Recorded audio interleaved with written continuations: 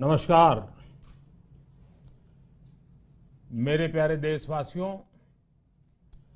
आज मैं अपनी बात की शुरुआत एक वेद वाक्य के साथ करना चाहता हूं। कृतं में दक्षिणे हस्ते जयो में सव्य आहितः। इस बात को भारत के संदर्भ में देखें तो बहुत सीधा साधा अर्थ यही है, हमारे देश ने एक तरफ कर्तव्य का पालन किया तो दूसरी तरफ उसे बड़ी सफलता भी मिली। कल 21 अक्टूबर को भारत ने 1 बिलियन 100 करोड़ वैक्सीन डोज का कठिन लेकिन असाधारण लक्ष्य प्राप्त किया है। इस उपलब्धि के पीछे 130 करोड़ देशवासियों की कर्तव्य शक्ति लगी है। इसलिए ये सफलता भारत की सफलता है, हर देशवासी की सफलता है। मैं इसके लिए सभी देशवासियों को हृदय से बधाई देता हूं। साथियों, 100 करोड़ वैक्सीन डोज ये केवल एक आंकड़ा नहीं है, ये देश के सामर्थ्य का प्रतिबिंब है, इतिहास के नए अध्याय की रचना है। ये उस नए भारत की तस्वीर है जो कठिन लक्ष्य निर्धारित कर उन्हें हासिल करना जानता है। ये उस नए भारत की तस्वीर है जो अपने संकल्पों की सिद्धि के लिए परिश्रम की पराकाष्ठा करता है। साथियों, आज कई लोग भारत के वैक्सीनेशन प्रोग्राम की तुलना दुनिया के दूसरे देशों से कर रहे हैं। भारत ने जिस तेजी से 100 करोड़ का 1 बिलियन का आंकड़ा पार किया है, उसकी सराहना भी हो रही है। लेकिन इस विश्लेषण में एक बात अक्सर छूट जाती है कि हमने ये शुरुआत कहां से की है। दुनिया के दूसरे बड़े देशों के लिए वैक्सीन पर रिसर्च करना, वैक्सीन खोजना, इसमें दशकों से उनकी महारत है, एक्सपर्टाइज थी। भारत अधिकतर इन देशों की बनाई वैक्सीनेशन पर ही निर्भर रहता था, हम बाहर से मंगवाते थे। इसी वजह से जब 100 साल की सबसे बड़ी महामारी आई तो भारत पर सवाल उठने लगे, क्या भारत इस वैश्विक महामारी से लड़ पाएगा? भारत दूसरे देशों से इतनी वैक्सीन खरीदने का पैसा कहां से लाएगा? भारत को वैक्सीन कब मिलेगी? भारत के लोगों को वैक्सीन मिलेगी भी या नहीं? क्या भारत इतने लोगों को टीका लगा पाएगा कि महामारी को फैलने से रोक सके? भांति भांति के सवाल थे। लेकिन आज ये 100 करोड़ वैक्सीन डोज हर सवाल का जवाब दे रहा है। भारत ने अपने नागरिकों को 100 करोड़ वैक्सीन डोज लगाई हैं और वो भी मुफ्त, बिना पैसा लिए। साथियों, 100 करोड़ वैक्सीन डोज का एक प्रभाव ये भी होगा कि दुनिया अब भारत को कोरोना से ज्यादा सुरक्षित मानेगी। एक फार्मा हब के रूप में भारत को दुनिया में जो स्वीकृति मिली हुई है, उसे और मजबूती मिलेगी। पूरा विश्व आज भारत की इस ताकत को देख रहा है, महसूस कर रहा है। साथियों, भारत का वैक्सीनेशन अभियान सबका साथ, सबका विकास, सबका विश्वास और सबका प्रयास का सबसे जीवंत उदाहरण है। कोरोना महामारी की शुरुआत में ये भी आशंकाएं व्यक्त की जा रही थी कि भारत जैसे लोकतंत्र में इस महामारी से लड़ना बहुत मुश्किल होगा। भारत के लिए, भारत के लोगों के लिए ये भी कहा जा रहा था कि इतना संयम, इतना अनुशासन यहां कैसे चलेगा। लेकिन हमारे लिए लोकतंत्र का मतलब है सबका साथ। सबको साथ लेकर देश ने सबको वैक्सीन, मुफ्त वैक्सीन का अभियान शुरू किया। गरीब, अमीर, गांव, शहर, दूर सुदूर, देश का एक ही मंत्र रहा कि अगर बीमारी भेदभाव नहीं करती तो वैक्सीन में भी भेदभाव नहीं हो सकता। इसलिए यह सुनिश्चित किया गया कि वैक्सीनेशन अभियान पर वीआईपी कल्चर हावी न हो। कोई कितने ही बड़े पद पर क्यों न रहा हो, कितना ही धनी क्यों न रहा हो, उसे वैक्सीन सामान्य नागरिकों की तरह ही मिलेगी। साथियों, हमारे देश के लिए ये भी कहा जा रहा था कि यहां ज्यादातर लोग टीका लगवाने के लिए आएंगे ही नहीं। दुनिया के कई बड़े विकसित देशों में आज भी वैक्सीन हेजिटेंसी एक बड़ी चुनौती बन गई है।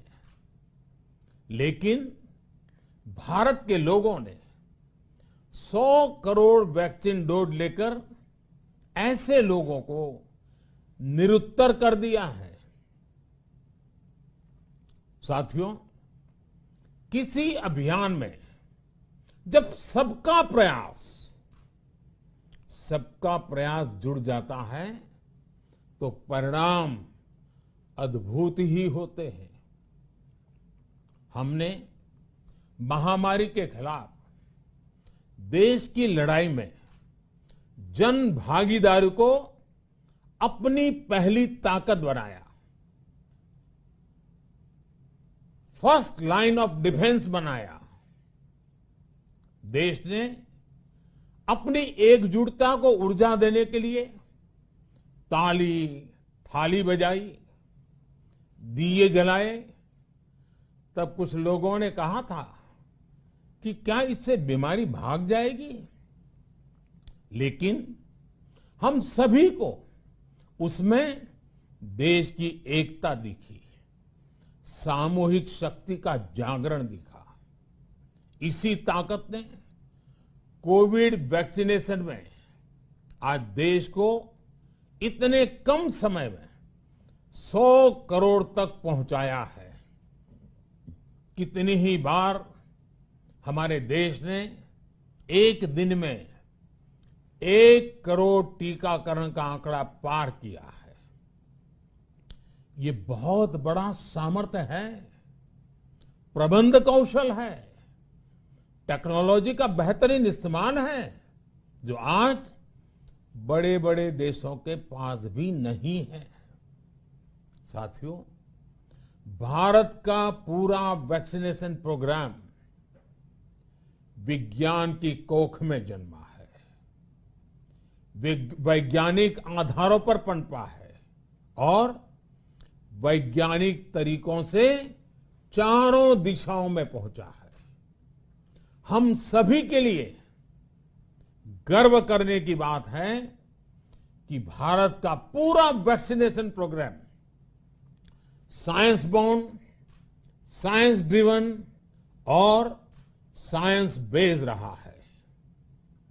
वैक्सीन बनने से पहले और वैक्सीन लगने तक इस पूरे अभियान में हर जगह साइंस और साइंटिफिक अप्रोच शामिल रही है। हमारे सामने चुनौती मैन्युफैक्चरिंग को लेकर भी थी, प्रोडक्शन को स्केल अप करने की भी थी। इतना बड़ा देश, इतनी बड़ी आबादी, उसके बाद अलग अलग राज्यों में, दूर दराज इलाकों में समय से वैक्सीन पहुंचाना, ये भी किसी भागीरथ कार्य से कम नहीं था। लेकिन वैज्ञानिक तौर तरीकों और नए नए इनोवेशन से देश ने इस चुनौतियों के समाधान तलाशे। असाधारण स्पीड से संसाधनों को बढ़ाया गया। किस राज्य को कितनी वैक्सीन कब मिलनी चाहिए, किस इलाके में कितनी वैक्सीन पहुंचनी चाहिए, इसके लिए भी वैज्ञानिक फॉर्मूले के तहत काम हुआ। हमारे देश ने कोविन प्लेटफॉर्म की जो व्यवस्था बनाई है, वो भी विश्व में आकर्षण का केंद्र है। भारत में बने कोविन प्लेटफॉर्म ने न केवल आम लोगों को सहूलियत दी, बल्कि हमारे मेडिकल स्टाफ के काम को भी आसान बनाया। साथियों, आज चारों तरफ एक विश्वास है, उत्साह है, उमंग है। समाज से लेकर इकोनॉमी, हम हर तबके पर देखें, ऑप्टिमिज्म, ऑप्टिमिज्म, ऑप्टिमिज्म ही नजर आता है। एक्सपर्ट्स और देश विदेश की अनेक एजेंसीज भारत की अर्थव्यवस्था को लेकर बहुत सकारात्मक है। आज भारतीय कंपनियों में न सिर्फ रिकॉर्ड इन्वेस्टमेंट आ रहा है, बल्कि युवाओं के लिए रोजगार के नए अवसर भी बन रहे हैं। स्टार्टअप्स में रिकॉर्ड इन्वेस्टमेंट के साथ ही रिकॉर्ड स्टार्टअप्स यूनिकॉर्न बन रहे हैं। हाउसिंग सेक्टर में भी नई ऊर्जा दिख रही है। पिछले महीनों में किए गए कई सारे रिफॉर्म्स, कई सारे इनिशिएटिव, गति शक्ति से लेकर नई ड्रोन पॉलिसी तक भारत की अर्थव्यवस्था को और तेजी से आगे बढ़ाने में बड़ी भूमिका निभाएंगे। कोरोना काल में कृषि क्षेत्र ने हमारी अर्थव्यवस्था को मजबूती से संभाले रखा। आज रिकॉर्ड लेवल पर अनाज की सरकारी खरीद हो रही है। किसानों के बैंक खातों में सीधे पैसे जा रहे हैं। वैक्सीन के बढ़ते हुए कवरेज के साथ साथ आर्थिक सामाजिक गतिविधियां हो, खेल जगत हो, टूरिज्म हो, एंटरटेनमेंट हो, सब तरफ सकारात्मक गतिविधियां तेज हो रही हैं। आने वाले त्योहारों का मौसम इसे और गति देगा और शक्ति देगा। साथियों, एक जमाना था जब मेड इन ये कंट्री, मेड इन वो कंट्री, इसी का बोलबाला था, बहुत क्रेज हुआ करता था। लेकिन आज हर देशवासी ये साक्षात अनुभव कर रहा है कि मेड इन इंडिया की ताकत बहुत बड़ी होती है। और इसलिए आज मैं आपसे फिर ये कहूंगा कि हमें हर छोटी से छोटी चीज जो मेड इन इंडिया हो, जिसे बनाने में किसी भारतवासी का पसीना बहा हो, उसे खरीदने पर जोर देना चाहिए। और ये सबके प्रयास से ही संभव होगा। जैसे स्वच्छ भारत अभियान एक जन आंदोलन है, वैसे ही भारत में बनी चीज खरीदना, भारतीयों द्वारा बनाई चीज खरीदना, वोकल फॉर लोकल, ये हमें व्यवहार में लाना ही होगा। और मुझे विश्वास है सबके प्रयास से हम ये भी करके रहेंगे। आप याद करिए, पिछली दिवाली हर किसी के मन मस्तिष्क में एक तनाव था, लेकिन इस दिवाली 100 करोड़ वैक्सीन डोज के कारण एक विश्वास का भाव है। अगर मेरे देश की वैक्सीन मुझे सुरक्षा दे सकती है, तो मेरे देश का उत्पादन, मेरे देश में बने सामान मेरी दिवाली और भी भव्य बना सकते हैं। दिवाली के दौरान बिक्री की एक तरफ और बाकी साल की बिक्री एक तरफ होती है। हमारे यहां दिवाली के समय, त्योहारों के समय बिक्री एकदम बढ़ जाती है। 100 करोड़ वैक्सीन डोज हमारे छोटे छोटे दुकानदारों, हमारे छोटे छोटे उद्यमियों, हमारे रेहड़ी पटरी वाले भाइयों बहनों, सभी के लिए आशा की किरण बनकर आई है। साथियों, आज हमारे सामने अमृत महोत्सव के संकल्प है, तो ऐसे में हमारी ये सफलता हमें एक नया आत्मविश्वास दिलाती है। हम आज कह सकते हैं कि देश बड़े लक्ष्य तय करना और उसे हासिल करना बखूबी जानता है, लेकिन इसके लिए हमें सतत सावधान रहने की जरूरत है। हमें लापरवाह नहीं होना है।